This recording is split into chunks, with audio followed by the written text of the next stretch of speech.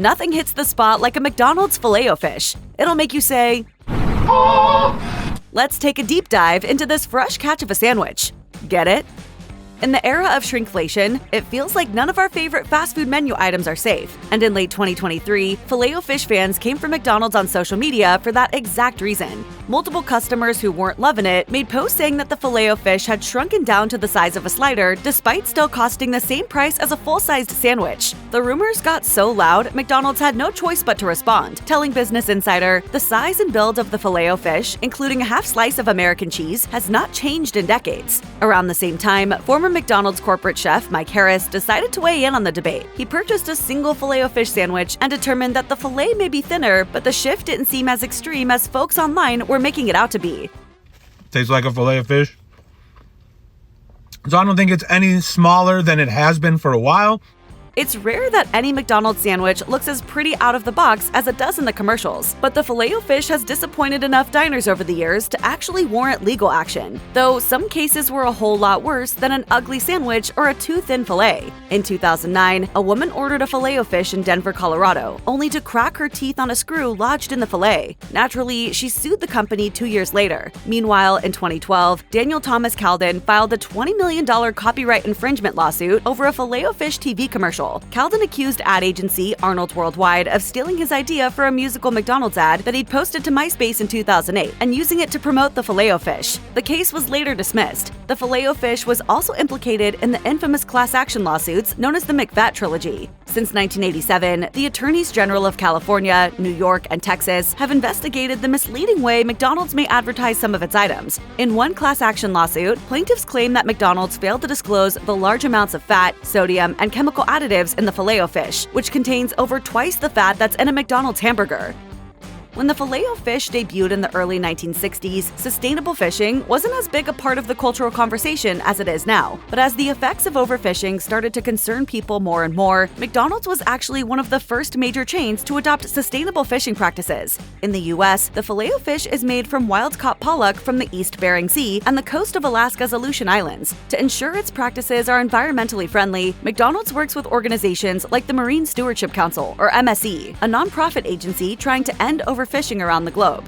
Over 50% of global fisheries are fished as hard as they can be, fully exploited, and a further 25 to 30% are classified as overfished. Every McDonald's location in the US, along with many in Canada, Brazil, and Europe, has received MSC certification. In 2021, McDonald's also announced that 99% of its Filet-O-Fish sandwiches are sustainably sourced, but that doesn't mean the chain might not turn a blind eye to more questionable fishing practices from time to time. For instance, McDonald's uses New Zealand hoki to make the Filet-O-Fish in many international markets. And while hoki fishing is MSC certified, a document did leak in 2019 revealing some questionable practices about the hoki fishing industry as a whole. Over the years, McDonald's has had to recall all kinds of products deemed dangerous to the public, but in 2022, the Filet-O-Fish came under fire for components that weren't even part of the sandwich. After the Filet-O-Fish box was lab tested, it came out that it had several different phthalates, which are chemicals that disrupt the endocrine system when consumed. 6 of the phthalates found in the packaging had recently been banned by the FDA. They're often incorporated into plastic packages to increase flexibility, but scientific studies have shown that they can leach from the packaging into the food. In 2021, McDonald's announced it would phase out toxic chemicals from its packaging by the end of 2022, though they haven't commented on this development or publicly announced any changes to the Filet-O-Fish packaging since the news broke. The FDA is still identifying all the effects phthalates in food packaging can have on the body, so the issue is still pretty open-ended. Even so, some more health-conscious consumers may be looking elsewhere for their fish sandwiches these days. You know what was never going to work? Filet-O pineapple. The Filet-O-Fish flopped onto land for the first time back in 1962, when it was invented by Cincinnati franchisee Lou Groen. He instantly thought he had a hit on his hands. He had a city full of Catholics who didn't eat meat on Fridays, and he was in the business of selling food every day. So a fish sandwich seemed like a win-win. But when he showed it to McDonald's founder Ray Kroc, Kroc was hesitant about adding it to menus. He didn't want his restaurant smelling like fish. According to Smithsonian Magazine, Kroc also had his own idea for a meat-free sandwich. He wanted to put a slice of pineapple and cheese on a bun and call it the hula burger. So they put their ideas to the test to see which one would sell better. As you can probably guess, the Filet-O-Fish crushed the hula burger 350 to 6. So in 1965, the Filet-O-Fish was officially added to the McDonald's menu. 60 years later, it's still going strong, especially during Lent. Last year, our record was just shy of 900, 872 on Good Friday. From I'm loving it to you deserve a break today, it sometimes feels like McDonald's cares more about its marketing campaigns than its food. And to be fair, some of those jingles are a bit of an earworm. Even so, the chain took a different tack to promote the Filet-O-Fish, at least at first. When the sandwich launched, it soon gained the simple slogan, "The fish that catches people." From there, the chain cycled through a few other slogans, and ultimately decided that putting a face to the sandwich was the best move. So in 1976, McDonald's corporate put together the greatest minds in all of advertising to come up with the cartoon sea creature Filet-O-Fish. Don't remember him? Well, Phil didn't last long. In 1977, McDonald's did away with Filet-O-Fish for good in favor of their Food for Thought campaign, and he's been adrift at sea ever since.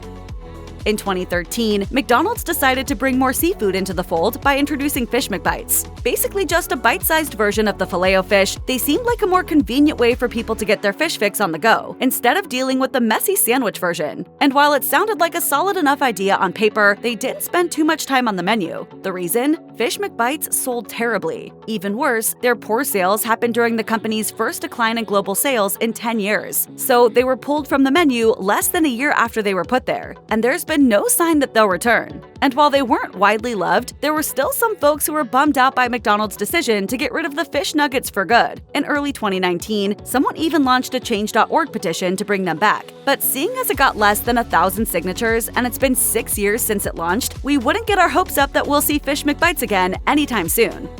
One of the hardest things about ordering at McDonald's is the decision-making. With product shots of the Big Mac, McChicken, and Filet-O-Fish plastered everywhere you look, deciding which one you actually want can be an agonizing process. Well, some hardcore Mickey D's fans have designed a sandwich that allows you to have the best of both worlds, or in this case, all three. The Land, Air, and Sea Burger is a massive secret menu item that will satisfy even the most indecisive customers' protein cravings. The downside, aside from the fact that chickens don't spend much time in the air, is that it won't save you any cash. To make a Land, Air, and Sea Burger, you need to order a Big Mac, a McChicken, and a Filet-O-Fish all at once. But once you make that initial investment, all you have to do to assemble it is put the chicken and fish patties inside the Big Mac and open extra wide.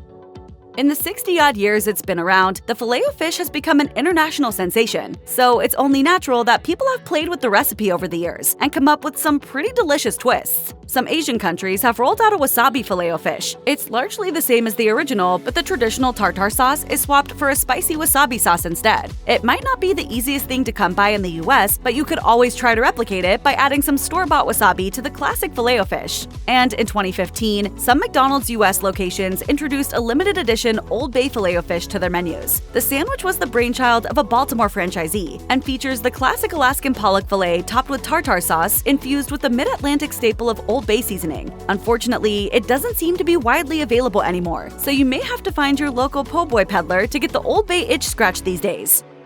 In the late 2000s, the Great Recession hit and people all over the world fell on hard times. Suddenly, many consumers were changing their lifestyles to save money, and fast food was among the first things to get booted from a lot of people's budgets. Unfortunately for McDonald's, this trend began while the company was attempting a major expansion in China. At the time, that was the chain's fastest growing market, and even as China's economy took a turn for the worse, McDonald's continued to thrive there through 2008. But as the recession continued, other chains began lowering prices. That included KFC, which was McDonald's biggest competitor in the region. So to keep selling sandwiches, McDonald's China got with the times and dropped the prices on the Filet-O-Fish and a handful of other menu items in February 2009. The Filet-O-Fish combo was one of 4 meals McDonald's discounted. These days, it's hard to imagine a single Filet-O-Fish anywhere running you less than $4. But back then, you could have your pick of the filet, the double cheeseburger, McNuggets, or the savory McPuff pastry for about $2.40. That was about 1/3 less than they would have run you pre-recession, and your only hope of seeing them even close to that price now would be a promotional deal. The one thing you can't deny about the Filet-O-Fish is its delightful aroma. What's the problem? It smells like fish in here. And it is a very delicious bun to go along with it. A major detail that sets it apart from its beef-based counterparts at McDonald's is that unlike the other sandwiches on the menu, the fish sandwich is served on a bun that is steamed, which makes the bread lighter and fluffier than the toasted buns used for most of the other classic sandwiches like the Big Mac. Even if you don't mind the fact that McDonald's uses pasteurized processed American cheese on the Filet-O-Fish, you still may have wondered why they only give you a half slice. Surely the corporate giant that is McDonald's can afford to give you a whole piece, right? But the folks at the Golden Arches aren't doing it just to be cheap.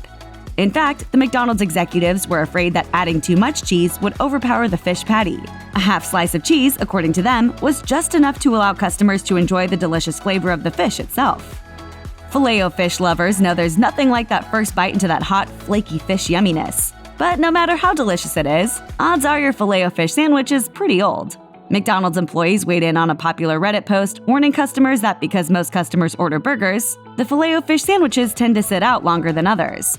And if that information alone doesn't gross you out and make you just want to eat a homemade grilled cheese, some workers claimed in that same thread that the steamers that are used to warm your bun aren't exactly cleaned as often as they should be. Yum! There's no way to make sure that you get a perfect Filet-O-Fish every time you visit a McDonald's. There's always a chance that you'll get too much tartar sauce or cheese that isn't perfectly centered inside of the bun. But if you're worried about getting stuck with a sandwich that's been sitting under a warmer for hours, there's a simple hack you can use to try to get something more fresh. The next time you order, try telling them to hold the cheese in order to increase your odds of ending up with a fish sandwich that's not that old. If you don't mind being perceived as a little high maintenance, this simple request will force the employees to prepare your Filet-O-Fish on the spot. This will make sure that your sandwich is fresh, or at least fresher than the rest.